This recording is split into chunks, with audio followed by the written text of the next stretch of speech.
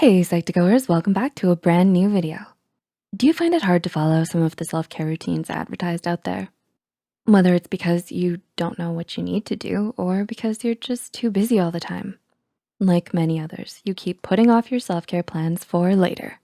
But taking some time for yourself is incredibly beneficial for your mental health and general well-being, and it can be surprisingly easy to do.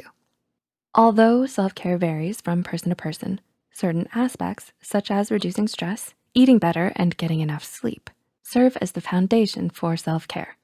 So, if you don't know where to start, here are 6 simple self-care tips to help you become a better you.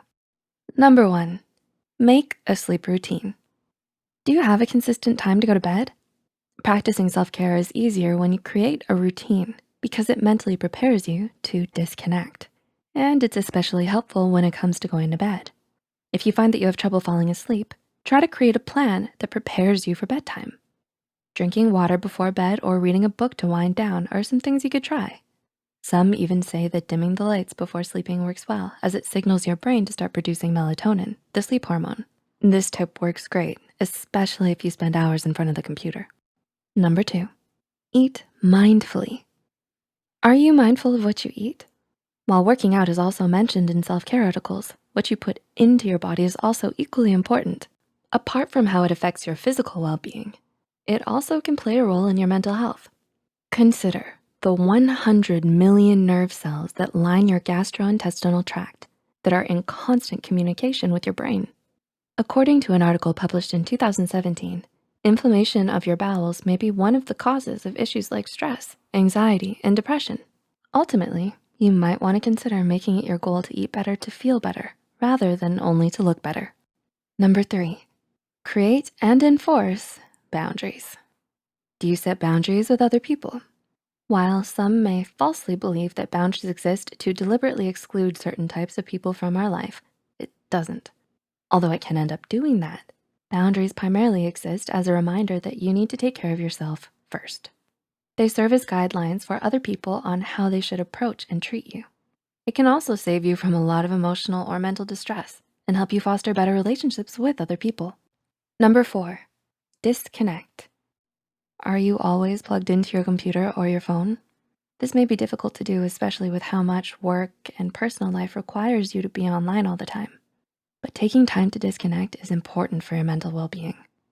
Whether it's because you're scrolling through your phone to look at the news, social media, or because of work, looking at your screen for long periods of time without breaks is an unhealthy habit. This is why it's crucial for you to spend some time offline as well. Perhaps you can go for a walk, do some yoga, or get involved in a hobby. Whatever it is, being disconnected from your screen from time to time can help you clear your mind, relieve stress, and help ground you. Number 5, organize. Inside and out. What does your room look like? The environment around you can have an effect on your mental health.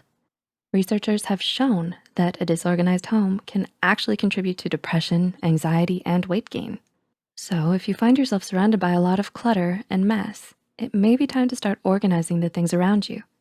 Whether it's following the ways of Marie Kondo by looking at what sparks joy, or just sorting through your things one by one, you can start to take the steps to create a more tidy and clean environment for yourself and your mental well-being. And number 6, do something you love. Are there hobbies that you love doing?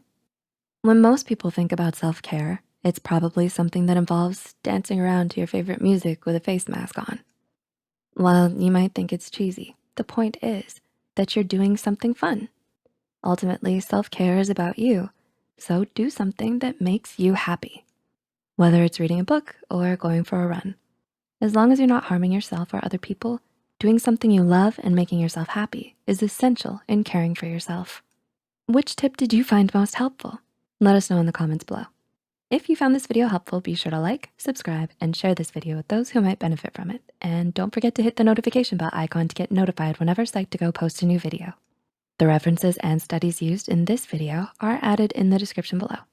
Thanks for watching, and we'll see you in our next video.